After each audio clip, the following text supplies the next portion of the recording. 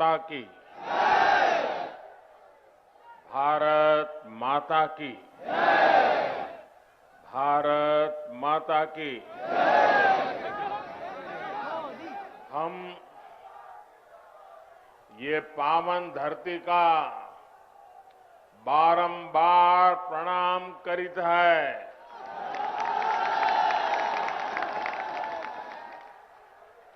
आज हमें आदि शक्ति मां पाटेश्वरी की पावन धरती और छोटी काशी के नाम से विख्यात बलरामपुर की धरती पर फिर आवे के मौका मिला। आपसे हमें खूब आशीर्वाद मिला है।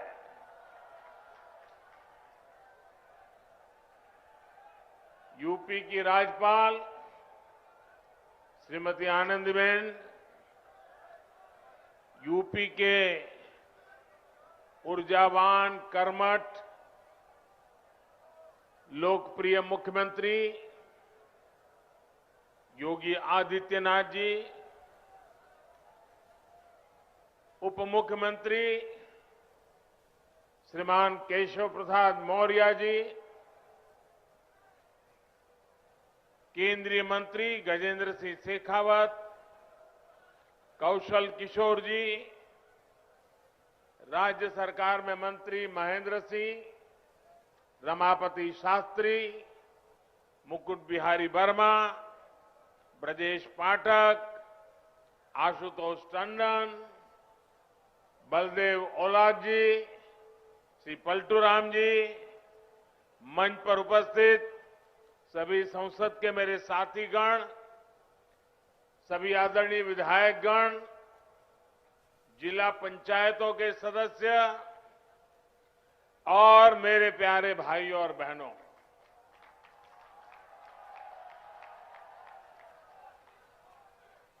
क्रांतिकारियों की इस धरती ने देश के स्वतंत्रता संग्राम में अपना अमूल्य योगदान दिया है। राजा देवी बख्श सिंह, राजा कृष्ण दत्तराम और पृथ्वीपाल सिंह जैसे पराक्रमियों ने अंग्रेजी शासन से लोहा लेने में कोई कसर बाकी नहीं छोड़ी थी। अयोध्या में बन रहे प्रभु श्री राम के भव्य मंदिर की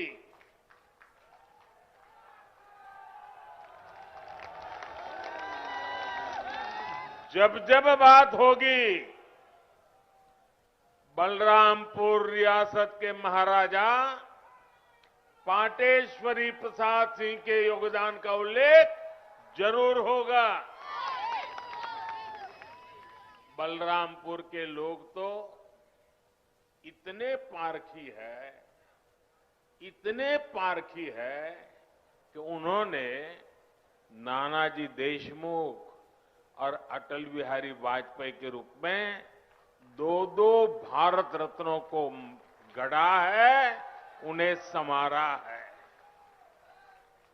साथियों, राष्ट्र निर्माताओं और राष्ट्र रक्षकों की इस धरती से मैं आज देश के उन सभी वीर योद्धाओं को भी श्रद्धांजलि दे रहा हूं जिनका 8 दिसंबर को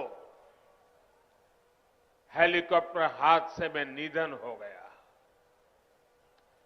भारत के पहले chief of defence staff general Bipin Rawat ji का जाना हर भारत प्रेमी के लिए, हर राष्ट्र भक्त के लिए बहुत बड़ी क्षति है। जनरल बिपिन रावत जी जितने जांबाज थे, देश की सेनाओं को आत्मनिर्भर बनाने के लिए जितनी मेहनत करते थे, पूरा देश उसका साक्षी रहा है। एक सैनिक सिर्फ उसी समय तक सैनिक नहीं रहता जितने दिन वो सेना में रहता है। उसका पूरा जीवन एक योद्धा की तरह होता है। अनुशासन, देश की आन बान शान के लिए वो हर पल समर्पित होता है। गीता में कहा गया है, नैनम छिदन्ति शस्त्राणि, नैनम दहति पावकः, ना शस्त्र उसे छिन्न भिन्न कर सकते हैं, ना अग्नि उसे जला सकती है। जनरल बिपिन रावत आने वाले दिनों में अपने भारत को नए संकल्पों के साथ वे जहां होंगे वहां से भारत को आगे बढ़ते हुए देखेंगे। देश की सीमाओं की सुरक्षा बढ़ाने का काम, बॉर्डर इंफ्रास्ट्रक्चर को मजबूत करने का काम, देश की सेनाओं को आत्मनिर्भर बनाने का अभियान, तीनों सेनाओं में तालमेल सुदृढ़ करने का अभियान, ऐसे अनेक काम तेजी से आगे बढ़ता रहेगा। भारत दुख में है, लेकिन दर्द सहते हुए भी हम ना अपनी गति रोकते हैं और ना ही हमारी प्रगति। भारत रुकेगा नहीं, भारत थमेगा नहीं। हम भारतीय मिलकर और मेहनत करेंगे। देश के भीतर और देश के बाहर बैठी हर चुनौती का मुकाबला करेंगे। भारत को और शक्तिशाली और समृद्ध बनाएंगे। साथियों, यूपी के सपूत देवरिया के रहने वाले ग्रुप कैप्टन वरुण सिंह जी का जीवन बचाने के लिए डॉक्टर जी जान से लगे हुए हैं। मैं मां पाटेश्वरी से उनके जीवन की रक्षा की प्रार्थना करता हूं। देश आज वरुण सिंह जी के परिवार के साथ है। जिन वीरों को हमने खोया है, उनके परिवारों के साथ है। भाई और बहनों, राष्ट्र प्रथम की भावना को सर्वोपरि रखते हुए देश आज हर वो काम कर रहा है जो 21वीं सदी में हमें नई ऊंचाई पर ले जाए। देश के विकास के लिए ये भी बहुत जरूरी है कि पानी की कमी कभी बाधा न बने। इसलिए देश की नदियों के जल के सदुपयोग हो, किसानों के खेत तक पर्याप्त पानी पहुंचे, ये सरकार की सर्वोच्च प्राथमिकताओं में से एक है। सरयू नहर राष्ट्रीय परियोजना का पूरा होना इस बात का सबूत है कि जब सोच ईमानदार होती है तो काम भी दमदार होता है।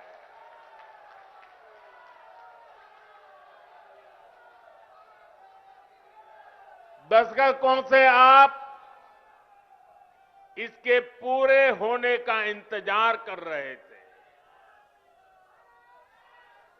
घाघरा, सरयू, राप्ती, बाणगंगा और रोहिणी की जल शक्ति अब इस क्षेत्र में समृद्धि का नया दौर लेकर आने वाली है।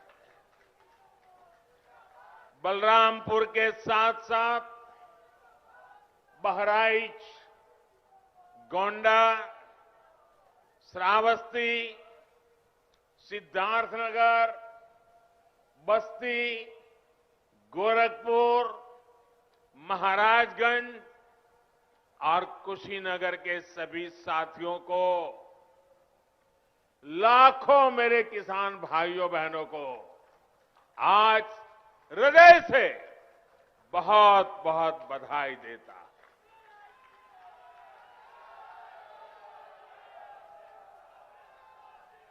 बारिश के मौसम में इस क्षेत्र में जो परेशानियां आती हैं, उनका हल निकालने में इससे मदद मिलेगी। और मैं जानता हूं मेरे प्यारे भाइयों बहनों, हमारे यहां तो इतिहास गवाह है, अगर किसी ने प्यासे को एक प्याला भर पानी पिला दिया होता है तो वो इंसान जीवन भर कभी उस ऋण को भूलता नहीं है, जीवन भर उस इंसान को भूलता नहीं। और आज लाखों किसानों के प्यासे खेत जब पानी प्राप्त करेंगे, मुझे पक्का भरोसा है आपके आशीर्वाद जीवन भर हमें काम करने की ताकत देंगे। आपके आशीर्वाद हमें नई ऊर्जा देंगे। भाइयों बहनों, आज मैं ये भी कहना चाहूंगा, विशेष रूप से वो किसान जिनके पास 2 हेक्टेयर से कम भूमि है, उनके लिए सिंचाई की ये व्यवस्था जीवन बदलने वाली होती है। जैसे कोई व्यक्ति मृत्युशैया पर पड़ा हो, उसको ब्लड की जरूरत हो, लहू की जरूरत हो, रक्त की आवश्यकता हो, और जैसे ही डॉक्टर रक्त ला करके उसको चढ़ाएं और उसकी जीवन बच जाता है, इस पूरे क्षेत्र के खेतों को ऐसी ही नई जिंदगी मिलने वाली है। साथियों, बलरामपुर की मसूर दाल का स्वाद तो बीते सालों में देश भर में फैला ही है। अब पारंपरिक फसलों के साथ साथ इन क्षेत्रों के किसान अधिक दाम देने वाली, अधिक आय देने वाली दूसरी फसलों की खेती भी व्यापक रूप से कर पाएंगे। साथियों, सार्वजनिक जीवन में मुझे एक लंबे समय से काम करने का सौभाग्य मिला है। मैंने पहले की कितनी ही सरकारें देखी है, उनका कामकाज भी देखा है। इस लंबे कालखंड में जो मुझे सबसे अधिक अखरा, जिससे मुझे सबसे ज्यादा पीड़ा हुई है, वो है देश के धन, देश के समय और देश के संसाधनों का दुरुपयोग, उसका अपमान। सरकारी पैसे हैं तो मुझे क्या, मेरा क्या, ये तो सरकारी है। ये सोच देश के संतुलित और संपूर्ण विकास में सबसे बड़ी रुकावट बन गई है। इसी सोच ने सरयू नहर परियोजना को लटकाया भी भटकाया भी। आज से करीब 50 साल पहले इस पर काम शुरू हुआ था। आप सोचिए 50 साल के बाद आज इसका काम पूरा हो रहा है। जब इस परियोजना पर काम शुरू हुआ था, ये सिर्फ यहां के नागरिक नहीं, देश के नागरिक भी इस बात को समझे, हिंदुस्तान का हर नागरिक समझे, हिंदुस्तान का मेरा नौजवान समझे, जो अपने उज्जवल भविष्य की कामना करता है, वो मेरा देश का हर नौजवान समझे। साथियों, जब इस परियोजना पर काम शुरू हुआ था तो इसकी लागत 100 करोड़ रुपए से भी कम थी। जरा आप बोलेंगे कितनी लागत थी उस समय जब शुरू होना था तब? कितनी थी? कितनी थी? 100 करोड़। और आज कहां पहुंचा मालूम है? आज ये लगभग 10,000 करोड़ रुपए खर्च करने के बाद पूरी हुई है। 10,000 करोड़। कितना? कितना? पहले होना था 100 करोड़ में, आज हुआ 10,000 करोड़ में। ये पैसा किसका था भाइयों? ये पैसा किसका था? ये धन किसका था? आपका था कि नहीं था? इसके मालिक आप थे कि नहीं थे?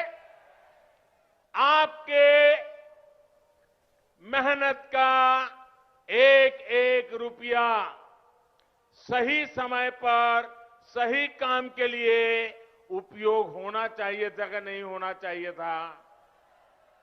जिन्होंने नहीं किया वे आपके गुनहगार है कि नहीं है?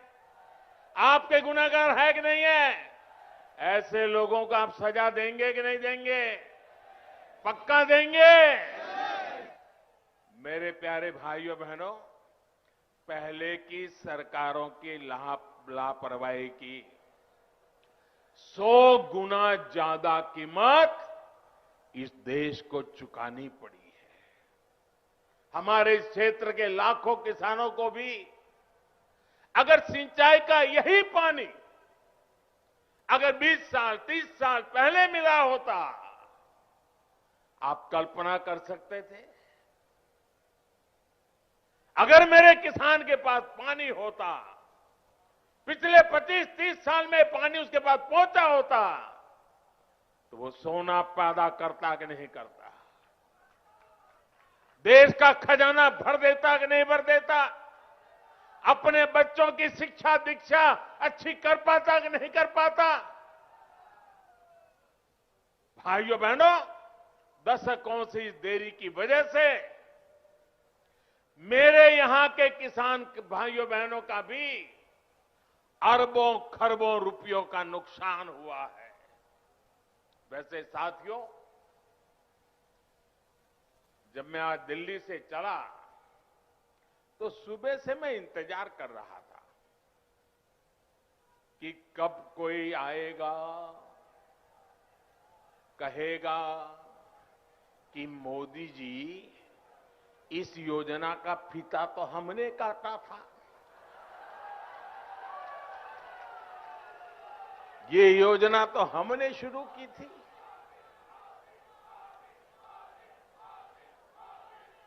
कुछ लोग हैं जिनकी आदत है ऐसा कहने की। हो सकता है बचपन में इस योजना का फीता भी उन्होंने ही काटा हो। साथियों, कुछ लोगों की प्राथमिकता फीता काटना है। हम लोगों की प्राथमिकता योजनाओं को समय पर पूरा करना है। 2014 में जब मैं सरकार में आया था तो ये देखकर हैरान था कि देश में सिंचाई की 99 बड़ी परियोजनाएं, 99 परियोजनाएं जो देश के अलग अलग कोनों में दशकों से अधूरी पड़ी है। हमने देखा कि सरयू नहर परियोजना में कितनी ही जगहों पर नहरें आपस में जुड़ी ही नहीं थी, पानी आखिरी छोर तक पहुंचाने की व्यवस्था ही नहीं थी। सरयू नहर परियोजना में जितना काम 5 दशक में हो पाया था, उससे ज्यादा काम हमने 5 साल से पहले करके दिखाया है। साथियों, यही तो डबल इंजन की सरकार है।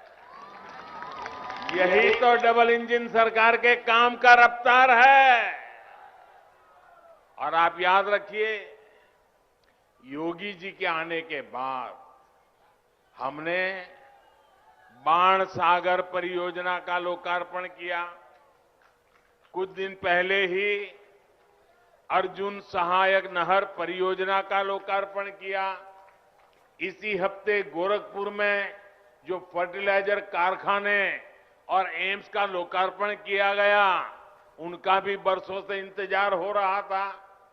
कुशीनगर इंटरनेशनल एयरपोर्ट की भी फाइलें बरसों से चल रही थी, लेकिन इस एयरपोर्ट को भी शुरू करवाने का काम डबल इंजन की सरकार ने ही किया है। साथियों, हमारी सरकार किस तरह बरसों पुराने सपनों को साकार कर रही है, इसका एक और उदाहरण केन बेतवा लिंक परियोजना भी है। सालों से इस परियोजना की मांग हो रही थी। अभी 2-3 दिन पहले ही कैबिनेट ने इस परियोजना को स्वीकृति दे दी है और इस पर 45,000 करोड़ रुपए खर्च किए जाएंगे। ये उत्तर प्रदेश को इतनी बड़ी सौगात मिल रही है, 45,000 करोड़ रुपए खर्च किए जाएंगे। ये परियोजना बुंदेलखंड को जल संकट से मुक्ति दिलाने में बड़ी भूमिका निभाएगी। भाइयों और बहनों, आज देश में आजादी के बाद पहली ऐसी सरकार है जो छोटे किसानों की सूद ले रही है। पहली बार 2 हेक्टेयर से कम भूमि वाले छोटे किसानों को सरकारी लाभ से, सरकारी सुविधा से जोड़ा गया है। बीज से लेकर बाजार तक, खेत से लेकर खलिहान तक उनकी हर तरह से मदद की जा रही है। इन छोटे किसानों के बैंक खातों में पीएम किसान सम्मान निधि के हजारों करोड़ रुपए सीधे भेजे जा रहे हैं। उनकी आय बढ़ाने के लिए उन्हें खेती से जुड़े अन्य विकल्पों की तरफ भी प्रेरित किया जा रहा है। ऐसे विकल्प जिसमें बहुत बड़ी जमीन की उतनी जरूरत नहीं पड़ती, उन्हें इसका मार्ग दिखाया जा रहा है। इसी सोच के साथ पशुपालन हो, मधुमक्खी पालन हो या फिर मछली पालन, इनके लिए राष्ट्रीय स्तर नई योजनाएं शुरू की गई है। आज भारत दूध उत्पादन के मामले में दुनिया में अग्रणी है ही। लेकिन आपको जानकर के खुशी होगी, आज हम शहद, हनी, मधु, आज हम शहद निर्यातक के रूप में भी विश्व में अपना स्थान बना रहे हैं। हमारी सरकार के प्रयासों की वजह से बीते 7 वर्षों में शहद का निर्यात बढ़कर करीब करीब 2 गुना हो गया है और इससे किसानों की 700 करोड़ रुपए से ज्यादा की कमाई हुई है। भाइयों और बहनों, किसान की आय बढ़ाने का एक और विकल्प बायोफ्यूल भी है। हम खाड़ी का तेल से चलाते थे, अब हम झाड़ी का तेल भी लेकर के आ रहे हैं। बायोफ्यूल की अनेक फैक्ट्रियां यूपी में बनाई जा रही हैं। बदायूं और गोरखपुर में बायोफ्यूल के बड़े कॉम्प्लेक्स बनाए जा रहे हैं। यहां पास में गोंडा में भी इथेनॉल का एक बड़ा प्लांट बन रहा है। इसका लाभ इस क्षेत्र के बहुत से किसानों को होगा। गन्ने से इथेनॉल बनाने के अभियान में भी यूपी अग्रणी भूमिका की ओर बढ़ रहा है। बीते 4.5 साल में लगभग 12,000 करोड़ रुपए का इथेनॉल यूपी से खरीदा गया है। योगी जी की सरकार जब से आई है, तब से गन्ने के भुगतान में भी बहुत तेजी आई है।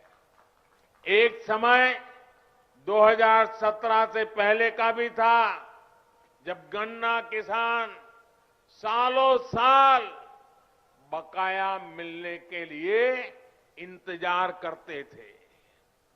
पिछली सरकारों के दौरान जहां 20 से अधिक चीनी मिलों में ताला लग गया, वहीं योगी जी की सरकार ने इतनी ही चीनी मिलों का विस्तार और आधुनिकीकरण किया है। मैं आज बलरामपुर से देश भर के किसानों को एक विशेष निमंत्रण भी देना चाहता हूं और मैं चाहूंगा सिर्फ उत्तर प्रदेश के नहीं, देश भर के किसान मेरे इस निमंत्रण का स्वीकार करें और मेरे साथ जुड़े। मेरा निमंत्रण किस बात का है? इसी महीने 5 दिन के बाद 16 तारीख को, 16 दिसंबर को सरकार प्राकृतिक खेती पर, नेचुरल फार्मिंग पर एक बहुत बड़ा आयोजन करने जा रही है। हमारे एक पद्म पुरस्कार विजेता सुभाष जी करके हैं महाराष्ट्र के, उन्होंने जीरो बजट खेती का एक विचार विकसित किया है। ये वो प्राकृतिक खेती वाला विषय है। इससे हमारी धरती मां भी बचती है, हमारा पानी भी बचता है और फसल भी अच्छी और पहले से ज्यादा होती है। मेरा आप सभी किसान साथियों को, देश भर के किसान साथियों को आग्रह है कि आप 16 दिसंबर को टीवी के माध्यम से या कृषि विज्ञान केंद्र के माध्यम से जरूर इस कार्यक्रम में जुड़िए। आप हमारी बात को समझेंगे, मुझे पक्का विश्वास है आप उसको अपने खेत में लागू करेंगे। यह आपको बहुत लाभकारी होने वाला है। साथियों, आपकी हर जरूरत को ध्यान में रखते हुए आपका जीवन आसान बनाने के लिए हम दिन रात मेहनत कर रहे हैं। इसकी छाप आपको प्रधानमंत्री आवास योजना के तहत बन रहे गरीब के पक्के घर में भी दिखेगी। पीएम आवास के तहत मिल रहे घरों में इज्जत घर यानी शौचालय है, उज्ज्वला की गैस है, सौभाग्य योजना का बिजली कनेक्शन है, उजाला का एलईडी बल्ब है, हर घर जल योजना के तहत मिल रहा पानी का कनेक्शन है। और मुझे तो खुशी तब होती है क्योंकि मैं इस क्षेत्र में कभी दौरा कर चुका हूं, मुझे मालूम है जब यहां मेरे थारू जनजाति के भाई बहनों को भी इन योजनाओं का लाभ मिल रहा है तो भी हमें खुशी भी ज्यादा होती है और हमें आशीर्वाद भी ज्यादा मिलता है। साथियों, हमारे यहां सदियों से एक तौर तरीका चला आ रहा है कि घर होगा। मेरी माताएं बहनें मेरी बात जरूर समझें और मेरे पुरुष भाई भी अपने घर में बताएं। हमारे यहां एक मान्यता चली, परंपरा चली, व्यवस्था चली। वो क्या? घर होगा तो पुरुष के नाम, दुकान होगी तो पुरुष के नाम, गाड़ी होगी तो पुरुष के नाम, खेत होगा तो पुरुष के नाम। महिलाओं के नाम पर कुछ भी नहीं। कुछ होता है क्या महिलाओं के नाम पर? नहीं होता है ना।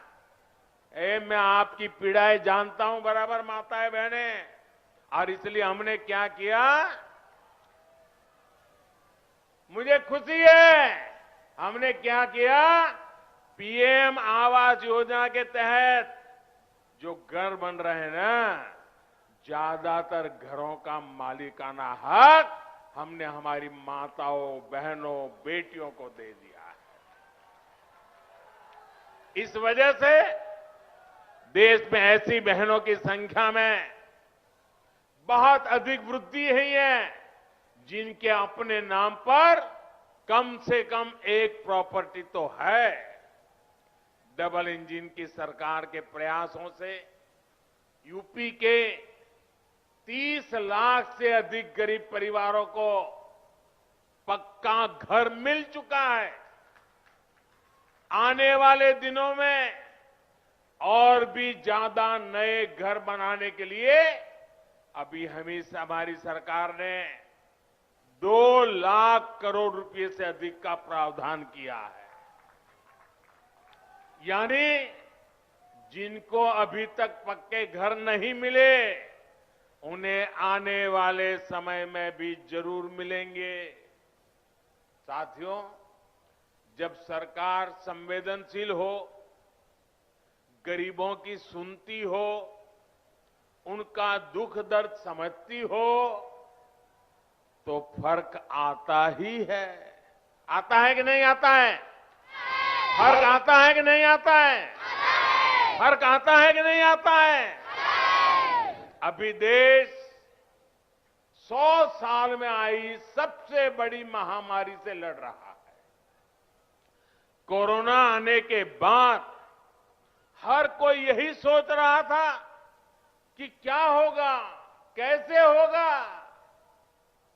हर किसी ने कम अधिक मात्रा में कोरोना की वजह से कष्ट सहा, लेकिन साथियों, इस कोरोना काल में हमने पूरी ईमानदारी से प्रयास किया है कि कोई गरीब भूखा न सोए। और अभी इसलिए पीएम गरीब कल्याण अन्न योजना के तहत मिल रहे मुफ्त राशन के अभियान को होली से आगे तक बढ़ा दिया गया है। गरीबों को मुफ्त राशन पर सरकार 2,60,000 करोड़ रुपए, उससे भी ज्यादा खर्च कर रही है। भाई और बहनों, पहले जो सरकार में थे, आप जानते हैं ना, जानते हैं ना, अच्छी तरह जानते हैं ना। पहले जो सरकार में थे वो माफिया को संरक्षण देते थे। आज योगी जी की सरकार माफिया की सफाई में जुटी है।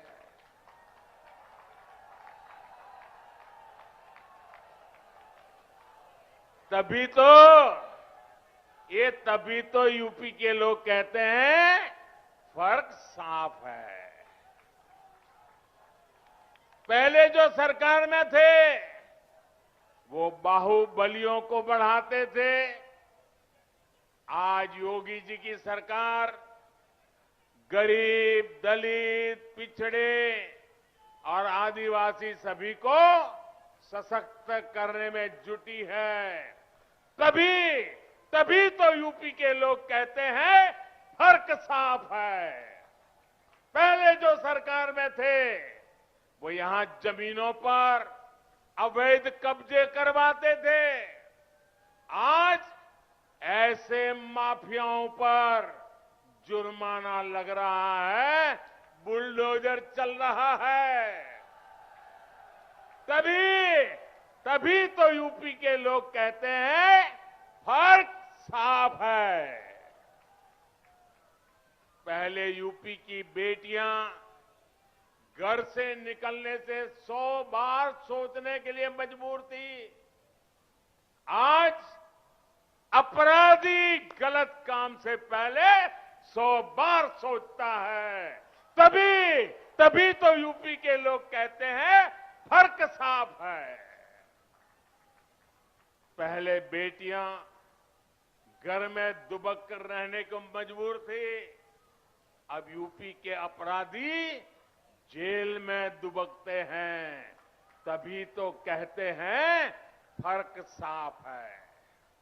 साथियों, आज मैं एक और योजना के बारे में जरूर बताना चाहता हूं जो यूपी के लोगों की बहुत मदद करने वाली है। और ये योजना है स्वामित्व योजना। स्वामित्व योजना के तहत आज गांवों में प्रॉपर्टी की मैपिंग कराकर घरों के, खेतों के मालिकाना हक के कागज लोगों को दिए जा रहे हैं। ये अभियान कुछ ही समय में यूपी के हर गांव तक पहुंचने वाला है। इससे आपको अवैध कब्जे के डर से मुक्ति मिलेगी और बैंकों से मदद लेना भी आपके लिए आसान हो जाएगा। अब गांव के युवाओं को बैंक से अपने काम के लिए पैसा जुटाने में दिक्कत भी नहीं आएगी।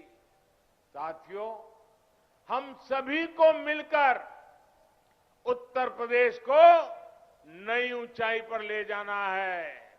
उत्तर प्रदेश की नई पहचान देनी है।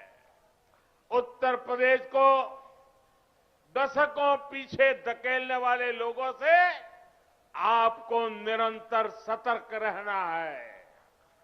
भाइयों बहनों, एक बार फिर से आप सभी को सरयू नहर परियोजना के लिए बहुत बहुत बधाई देता हूं। मेरे साथ दोनों हाथ ऊपर करके पूरी ताकत से बोलिए, भारत माता की जय। भारत माता की जय। भारत माता की जय। बहुत बहुत धन्यवाद।